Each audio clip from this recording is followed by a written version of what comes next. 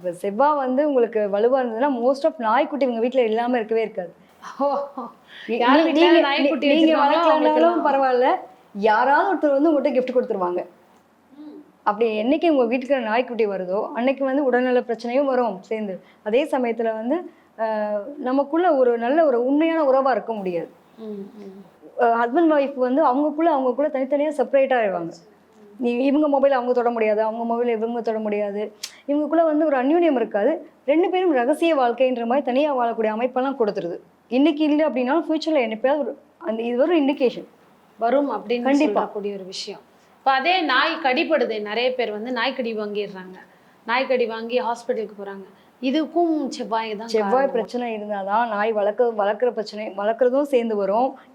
யாராவது வளர்ப்பாங்க, நம்ம அப்படி பக்கம் போவோம், நம்மளை கடிப்படவும் வைக்கும். இது வளர்க்காம வந்து வெறும் கடி வாங்குறதுக்கும் செவ்வாய் தான் காரணம். கண்டிப்பாக மேம். ஓகே, இது உங்களுக்கு